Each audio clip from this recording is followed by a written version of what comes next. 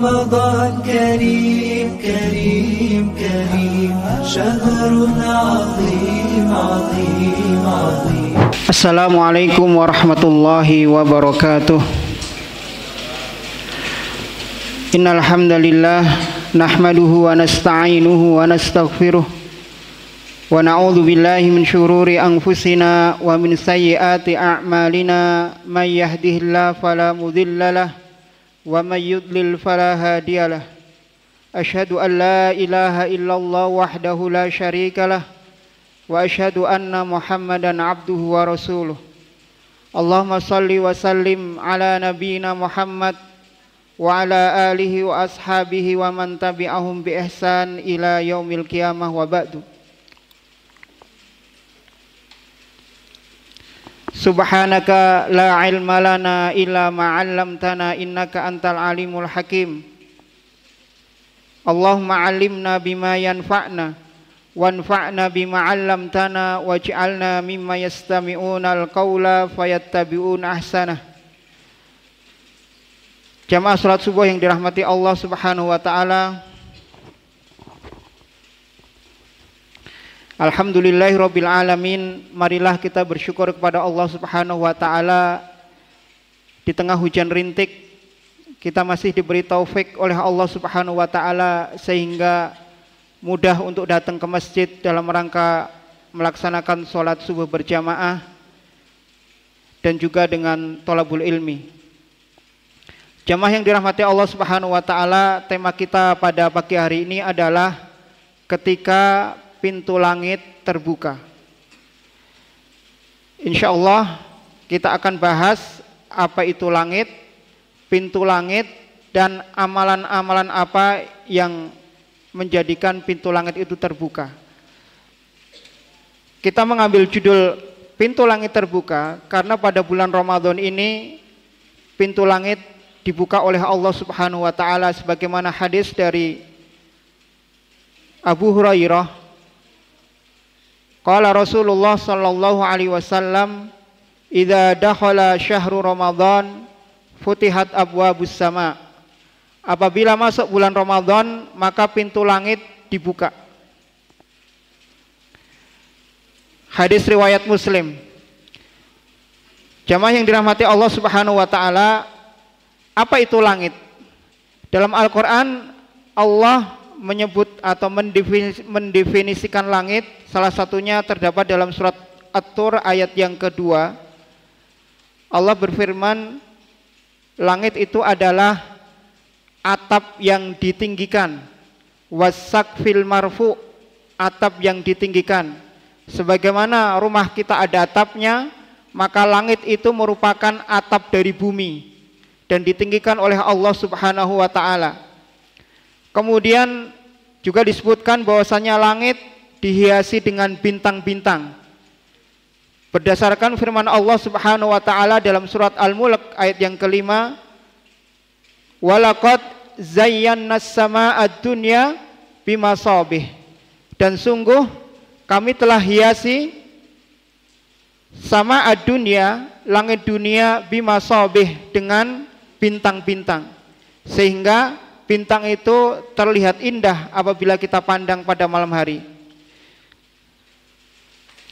Kemudian langit itu juga merupakan tempat tinggal malaikat.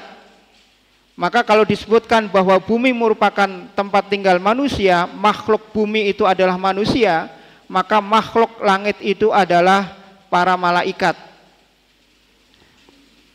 Dan dari langitlah segala urusan itu diatur oleh Allah Subhanahu wa taala.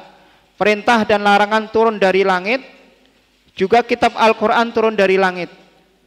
Allah berfirman, "Inna anzalnahu fi lailatul qadar." Sesungguhnya kami menurunkan Al-Qur'an pada malam Lailatul Qadar, yaitu diturunkan dari Lauhul Mahfuz ke Baitul Izzah. Kemudian dalam surat As-Sajdah Allah Subhanahu wa taala berfirman, "Yudabbirul amra minas sama ilal ardi." Allah mengatur urusan itu dari langit menuju bumi. Artinya segala urusan yang ada di bumi itu diatur oleh Allah Subhanahu wa taala dari langit.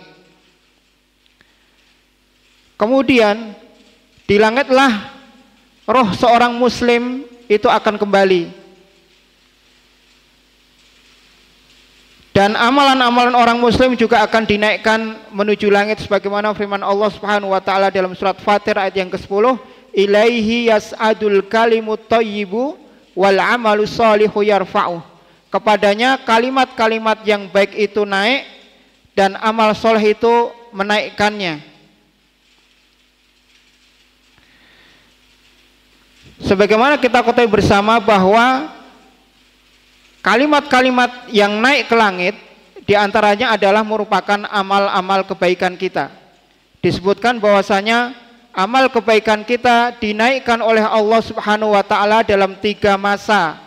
Yang pertama dinaikkan secara harian, yaitu setiap pagi habis subuh, setiap subuh dan setiap sore.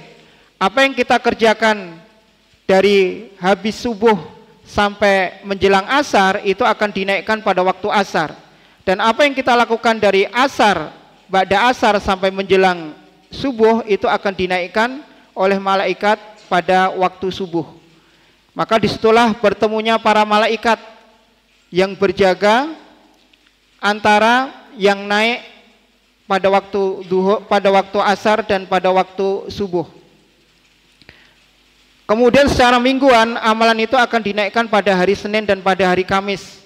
Itulah sebabnya kenapa Rasulullah Shallallahu Alaihi Wasallam berpuasa pada hari Senin dan Kamis, karena pada hari Senin dan Kamis itu dinaikkan amal, dan kata Rasulullah, wa ana uhibbu, dan aku suka dalam keadaan berpuasa ketika amal itu dinaikkan oleh Allah Subhanahu wa taala. Dan para salafus soleh, sebagian dari salafus soleh, kalau tiba hari Kamis mereka menangis, suaminya menangis, istrinya juga menangis. Mereka mengatakan hari ini, hari Kamis ini adalah hari dinaikkan amal, dan kita tidak tahu amalan apa yang akan dinaikkan kepada Allah Subhanahu wa taala. Kemudian yang ketiga, amalan kita secara tahunan akan dinaikkan pada bulan Sya'ban. Jamaah yang dirahmati Allah Subhanahu wa taala, kemudian yang berikutnya, langit itu diciptakan oleh Allah Subhanahu wa taala tanpa tiang. Sebagaimana difirmankan oleh Allah Subhanahu wa taala dalam surat Luqman ayat yang ke-10, khalaqas samawati bighairi amadin tarawunaha. Allah menciptakan langit-langit tanpa tiang yang kamu melihatnya. Jadi ini merupakan kebesaran Allah Subhanahu wa taala, di mana kalau kita lihat tata surya, ada bumi, ada bulan, ada matahari, seakan-akan menggantung, tidak diikat dan juga tidak disangga dengan tiang, tapi mereka terus beredar di garis edarnya dan diatur secara detail dan sempurna oleh Allah Subhanahu wa taala, tidak terjadi tabrakan antara satu dengan yang lainnya. Jamaah yang dirahmati Allah Subhanahu wa taala, kemudian langit itu ada pintunya. Sebagaimana disebutkan oleh Allah Subhanahu wa taala dalam surat An-Naba, wa futihatis sama fakanat abwaba, dan langit itu dibuka, fakanat abwaba, maka dalam langit itu ada pintu-pintu.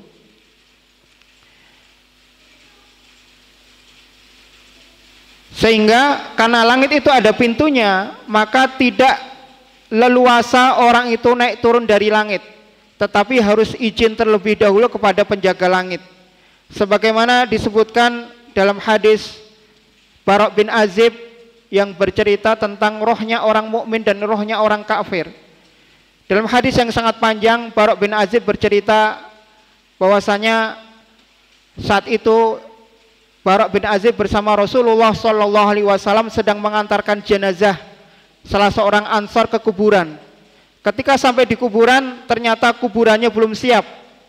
Kemudian karena belum siap, maka Rasulullah SAW duduk dan para sahabat duduk menunggu sampai kuburan itu siap.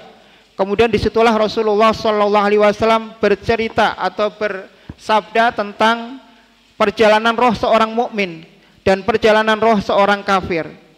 Orang mukmin ketika meninggal dunia secara ringkas, maka nanti akan keluar rohnya, kemudian akan turun malaikat membawa kain dari surga dan minyak wangi dari surga. Kemudian rohnya tidak dipegang oleh malaikat maut kecuali hanya sekejap, kemudian diletakkan di kain itu. Kemudian munculnya bau yang sangat wangi. Kemudian dibawa oleh malaikat itu naik ke langit. Ketika akan naik ke langit, pertama dia minta izin terlebih dahulu. Ini menunjukkan bahwa langit itu ada pintunya, langit itu ada penjaganya. Minta izin untuk dibukakan pintunya. Kemudian penjaga langit pertama bertanya, ini roh siapa? Baunya wangi sekali. Maka dikatakan namanya dengan disebutkan nama dia dan nama bapaknya dan nama yang terbaik yang dia miliki. Kemudian setelah itu dibukakan pintu langit yang pertama. Kemudian malaikat penjaga langit yang pertama ikut mengantarkan sampai langit yang kedua. Ketika sampai langit yang kedua minta izin untuk dibukakan. Maka kemudian dibukakan langit yang kedua dan penjaga langit kedua mengantar sampai pintu yang ketiga terus sampai bertemu Allah Subhanahu wa taala. Kemudian rohnya diletakkan di Aliyin, tempat yang sangat tinggi. Wa amal kafir, adapun rohnya orang kafir setelah dicabut oleh malaikat, kemudian diletakkan di kain yang sangat kasar, dan kemudian muncul bau yang sangat busuk. Kemudian oleh para malaikat rohnya ini akan dibawa ke langit yang pertama. Mereka minta izin untuk dibukakan langit yang pertama, tetapi oleh penjaga langit yang pertama tidak dibukakan. Kemudian roh itu dilempar ke bumi. Dan Rasulullah SAW membacakan firman Allah Subhanahu wa taala ketika roh orang kafir ini minta izin untuk masuk ke pintu langit yang pertama. Rasulullah SAW membacakan ayat yang berbunyi, innalladzina kadzdzabu biayatina wastakbaru anha. Sesungguhnya orang-orang yang mendustakan ayat-ayat kami dan sombong terhadapnya, la tufattahu lahum abwabus sama wala yadkhulunal jannata hatta yalijal jamalu fi samil hayat. Mereka tidak dibukakan untuknya pintu-pintu langit dan mereka tidak masuk surga sampai onta itu bisa masuk ke lubang jarum. Kemudian roh itu dilempar oleh malaikat jatuh ke tempat yang paling bawah yang disebut dengan sijin.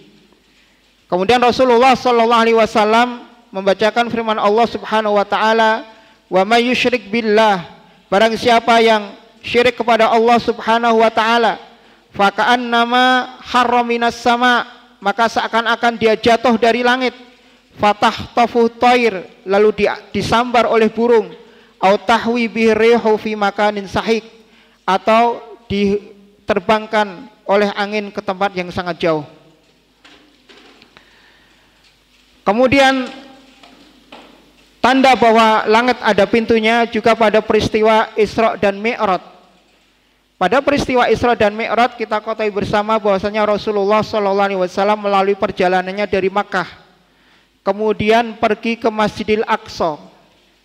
Kemudian dari Masjidil Aqsa baru naik ke langit. Pertanyaannya, kenapa Rasulullah tidak naik ke langitnya itu dari Masjidil Haram saja? Kenapa harus dari Masjidil Aqsa? Disebutkan bahwasanya alasan kenapa Rasulullah harus naik ke langitnya dari Masjidil Aqsa karena pintu langit itu tegak lurus dengan Masjidil Aqsa. Maka Rasulullah SAW ke Masjidil Aqsa dulu karena pintu langit tegak lurus dengan Masjidil Aqsa. Dari situlah kemudian Rasulullah SAW bersama Jibril naik ke langit yang pertama. Kemudian malaikat Jibril minta izin untuk naik ke langit yang pertama. Kemudian penjaga langit yang pertama bertanya, siapa ini? Kemudian Jibril mengatakan, saya Jibril. Kemudian malaikat penjaga langit bertanya, wa ma'ak, siapa yang bersamamu? Kemudian dijawab, yang bersamaku adalah Muhammad. Kemudian malaikat penjaga langit berkata, aursila ilaih, apakah dia sudah diutus? Kemudian dijawab iya. Maka setelah itu kemudian marhaban, selamat datang, diizinkan untuk naik langit yang pertama. Begitu yang terjadi pada ketika Rasulullah bersama malaikat Jibril naik langit yang kedua, juga minta izin. Langit yang ketiga, langit yang keempat dan seterusnya.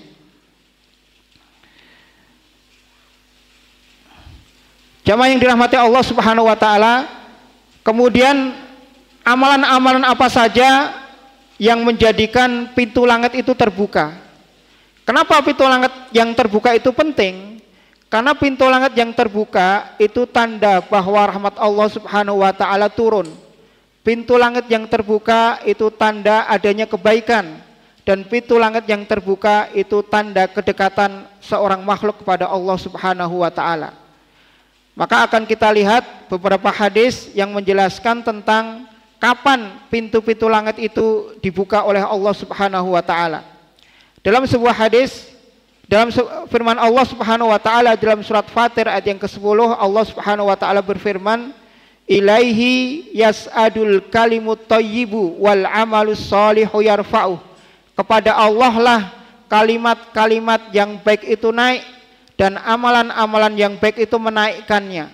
Di sini ada al-kalim at-thayyib, kalimat-kalimat yang baik, dan juga ada amal soleh yang kedua-duanya naik kepada Allah Subhanahu wa taala.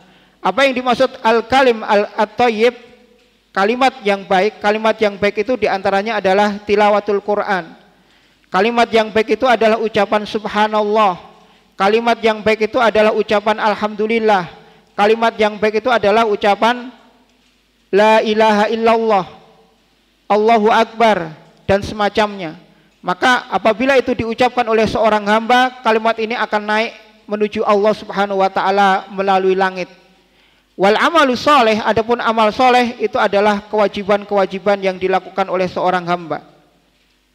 Dalam sebuah hadis an Abdullah bin Mas'ud, dari Abdullah bin Mas'ud, inna abdan muslim, sesungguhnya seorang hamba muslim, idza qala, apabila dia mengatakan subhanallah, maha suci Allah, subhanallah wa bihamdi. Apabila seorang hamba muslim mengucapkan subhanallah, subhanallah wa bihamdi, alhamdulillah, la ilaha illallah, wallahu akbar, tabarakallah, akhadahunna malakun fajalahunna tahta janahihi.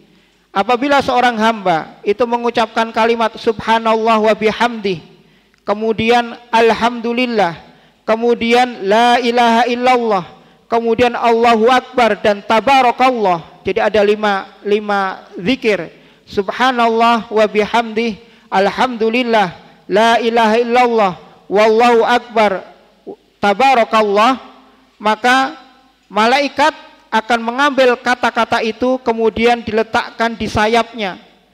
Tsumma sa'ada bihina ilas sama, kemudian naik ke langit dengan membawa kata-kata itu, membawa zikir itu. Fala yamurru bihinna ala jam'un minal malaikah, maka tidaklah malaikat yang membawa zikir itu ke atas langit lalu melewati sekelompok malaikat, illa istaghfaru liqailihinna, kecuali malaikat-malaikat itu akan memintakan ampun untuk siapa yang mengucapkan kalimat-kalimat tersebut sampai dia bertemu dengan Allah Subhanahu wa taala. Kemudian Ibnu Mas'ud membacakan ayat ilaiyas adul kalimut thayyibu wal amalus shalihu yarfa'u. Hadis ini sebagai penguat bahwasanya zikir yang kita baca itu akan dibawa oleh malaikat menuju Allah Subhanahu wa taala. Kemudian kapan pintu langit yang lain terbuka? Pintu langit yang kedua akan terbuka ketika seseorang bersin ketika sholat lalu membaca doa. Dalam kehidupan normal di luar sholat, ketika seseorang bersin, maka dia dianjurkan untuk mengucapkan alhamdulillah. Orang yang mendengar dianjurkan untuk mengucapkan yarhamukallah. Kemudian orang yang tadi bersin membalas dengan ucapan yahdikumullah wa yuslihu balakum. Itu dalam kondisi di luar sholat. Lalu bagaimana ketika seseorang dalam sholat itu bersin? Apakah dia boleh mengucapkan alhamdulillah? Jawabannya boleh. Tetapi yang dibaca bukan alhamdulillah saja, ada terusannya. Dalam sebuah hadis disebutkan bahwasanya ada salah seorang yang bernama Rifa'ah bin Rafi' Az-Zurqawi. Ketika sedang sholat, dia bersin. Lalu dia membaca doa. Doanya berbunyi alhamdulillahi hamdan katsiran, hamdan thayyiban, mubarakan fihi, mubarakan alaihi. Jadi ada tambahan alhamdulillahi katsiran, alhamdulillahi katsiran, hamdan thayyiban, hamdan mubarakan fihi, hamdan mubarakan alaihi. Kama yuhibbu rabbuna wa yardha.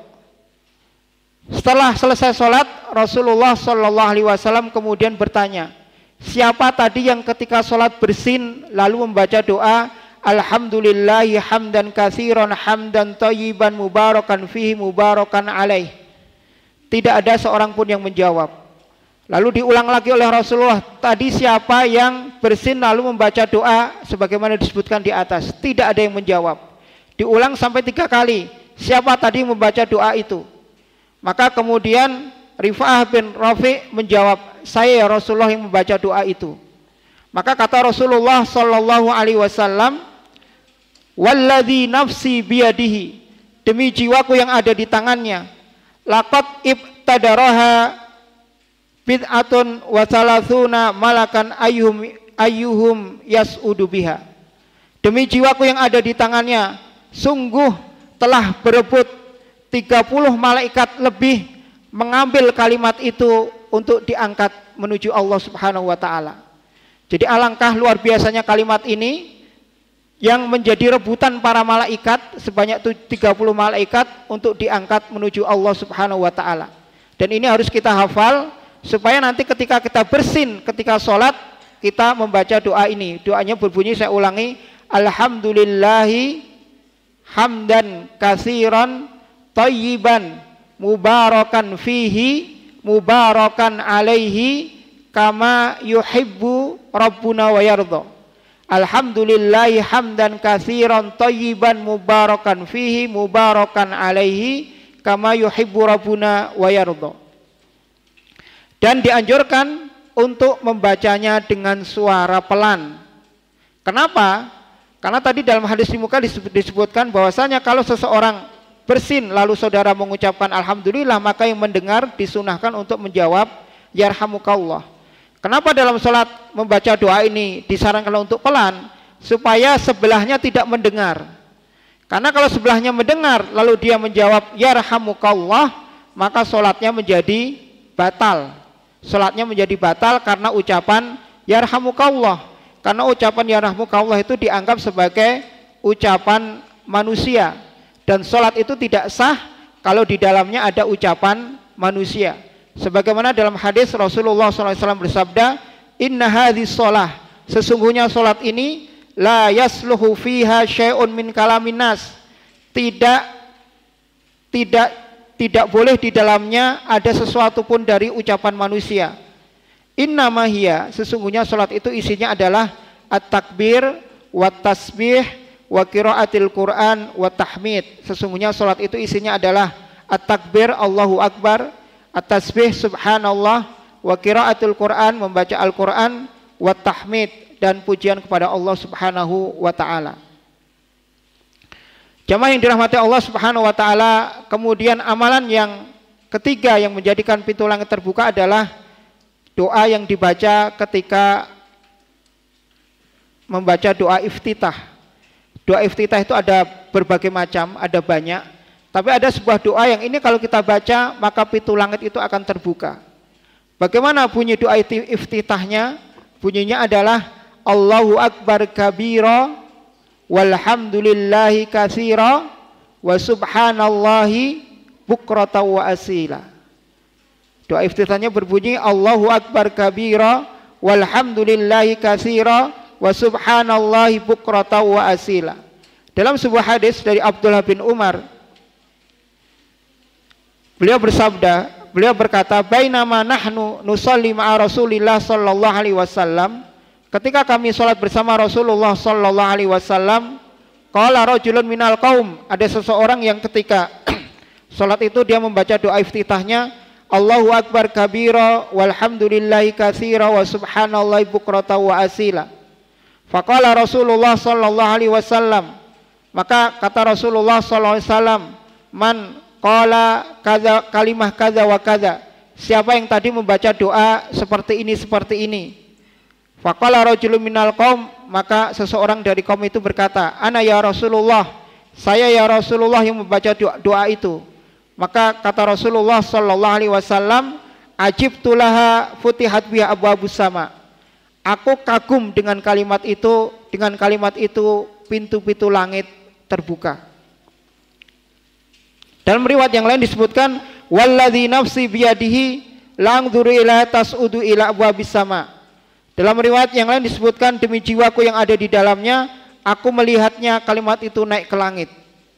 Wa fi riwayah, dan dalam riwayat yang lain disebutkan, laqad ibtadaraha isna asyara malakan. Kalimat itu diperbutkan oleh 12 malaikat. Jamaah yang dirahmati Allah Subhanahu wa taala. Kemudian hal berikutnya yang membuat pintu langit terbuka adalah doa orang tua. Sebagaimana sabda Rasulullah sallallahu alaihi wasallam, salasun da'awatun mustajabatun la syakka fihinna. Ada 3 doa mustajab, tidak ada keraguan di dalamnya. Da'watul walid, yang pertama adalah doanya orang tua. Wa da'watul musafir, yang kedua doanya orang yang sedang dalam perjalanan. Wa da'watul madlumi, dan yang ketiga adalah doanya orang yang dizalimi. Doa orang tua apa yang dikabulkan oleh Allah Subhanahu wa taala? Semuanya. Doa kebaikan dan doa keburukan. Doa orang tua isinya baik atau buruk itu mustajab. Pernah ada sebuah peristiwa, seseorang yang bernama Juraij. Juraij ini seorang ahli ibadah. Kegiatan sehari-harinya adalah ibadah di Sumi'ah. Sumi'ah itu adalah tempat ibadahnya orang-orang terdahulu, seperti rumah panggung. Sehari-harinya dia beribadah di situ dari pagi sampai pagi. Adapun ibunya tidak tinggal bersama Juraij, tinggal di tempat yang lain. Pada suatu hari ibunya ini memanggil Juraij. Wahai Juraij, hai Juraij, kemarilah. Sementara saat itu Juraij sedang melakukan sholat. Maka mendengar panggilan ibunya, Juraij berkata, sholati au ummi, sholati au ummi, sholatku atau ibuku. Artinya aku meneruskan sholat atau aku memenuhi panggilan ibuku. Kemudian dia meneruskan sholatnya. Kemudian ibunya memanggil lagi, ya Juraij, wahai Juraij. Kemudian Juraij begitu juga, sholatku atau ibuku. Dia tetap melanjutkan sholatnya. Sampai yang ketiga ibunya masih memanggil, wahai Juraij. Dan ternyata Juraij lebih memilih untuk meneruskan sholatnya daripada memenuhi panggilan ibunya. Maka ibunya kemudian marah, lalu berkata, la amatakallah hatta tangdura fi wajhil mumisat. La amatakallah hatta tangdura fi wajhil mumisat. Semoga kamu tidak mati sampai kamu melihat wajah pelacur. Itu dibacakan oleh ibunya.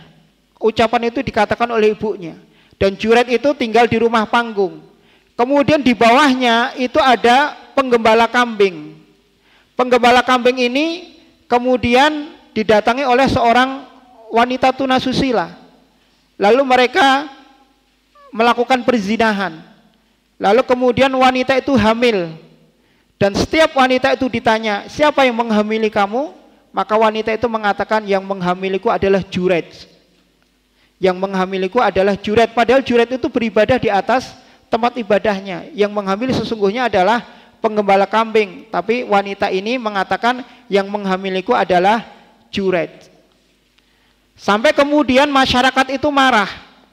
Begini toh kelakuannya orang alim. Kelihatan alim, ternyata kelakuannya bejat. Dia menghamili seorang wanita.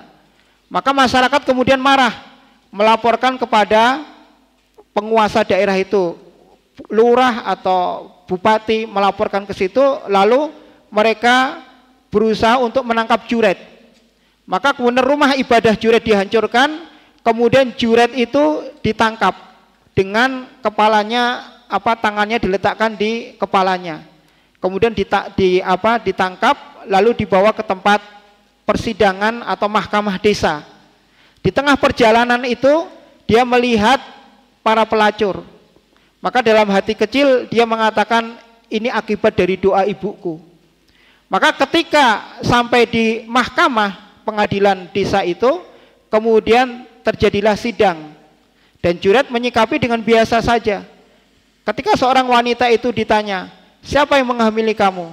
Di situ ada Juret juga. Maka wanita itu mengatakan, yang menghamili saya adalah Juret. Maka kemudian Juret dengan tenang minta izin untuk berkata kepada wanita yang tadi hamil tapi sudah lahir bayinya. Minta izin untuk berkata kepada bayi itu. Maka dia menyuruh bayi itu untuk berkata. Maka kemudian bayi itu berkata bahwa yang menghamili saya itu bukan Juret, tapi yang menghamili saya itu adalah penggembala kambing. Jadi ini adalah doa orang tua itu mustajab, baik isinya yang baik atau isinya yang buruk. Maka kita sebagai orang tua hendaklah berhati-hati ketika sedang berucap tentang anak kita. Jamaah yang dirahmati Allah Subhanahu wa taala, kemudian pintu langit terbuka ketika seseorang itu dizolimi. Tadi disebutkan bahwasanya ada 3 doa yang tidak akan tertolak. Pertama, doanya orang tua kepada anak, yang kedua doanya orang musafir, yang ketiga doanya orang yang dizolimi.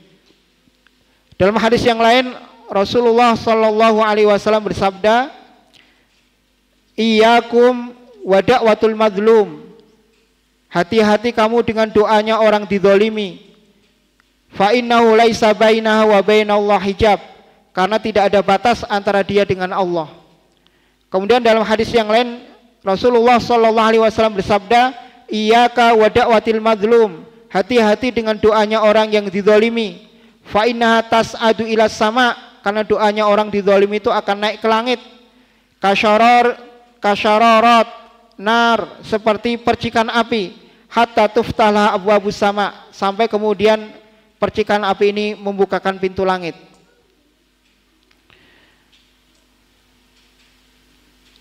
Pada zaman dulu ada sebuah kisah tentang seorang wazir, seorang menteri yang dia merampas rumah dan tanah seorang wanita. Lalu wanita ini berkata kepada menteri tersebut, "Aku akan adukan kamu kepada Allah Subhanahu wa taala." Maka wazir ini, menteri ini kemudian mengejek kepada wanita ini. "Silahkan adukan saya kepada Allah di sepertiga malam terakhirmu." Dan wanita ini kemudian berdoa di sepertiga malamnya selama sebulan untuk keburukan orang yang mendoliminya, yaitu wazir yang telah merampas rumah dan tanahnya. Maka apa yang terjadi? Kemudian wazir ini mendapat hukuman, tangannya dipotong oleh pengadilan. Jamaah yang dirahmati Allah Subhanahu wa taala, ada sebuah ucapan yang sangat menarik dari Yazid bin Hatim rahimahullah. Dia berkata, "Wallah ma hibtu syai'an qattun hibati lirajulin dzalamtuhu wa na'lam la nasira laha illallah." Demi Allah, aku tidak takut seperti takutnya saya kepada orang yang saya zalimi.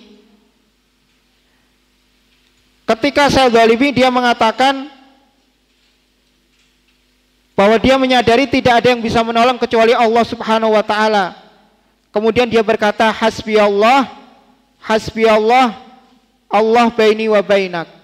Hasbi Allah, cukuplah Allah, Allah antaraku dan antara engkau. Oleh karena itu marilah kita berhati-hati, jangan sampai dalam kehidupan sehari-hari kita mendolimi orang lain dengan mengambil haknya atau mencegah hal-hal yang mestinya sudah menjadi haknya, kita cegah untuk tidak kita berikan, atau melakukan kezaliman-kezaliman yang lainnya, karena doa orang yang dizalimi itu mustajab di hadapan Allah Subhanahu wa taala. Kemudian yang berikutnya, pintu langit itu akan terbuka ketika seseorang menunggu datangnya waktu sholat. Sebagaimana dalam sebuah hadis disebutkan, "Shallaina ma'a Rasulillah sallallahu alaihi wasallam al-maghriba." Aku sholat bersama Rasulullah sallallahu alaihi wasallam sholat maghrib.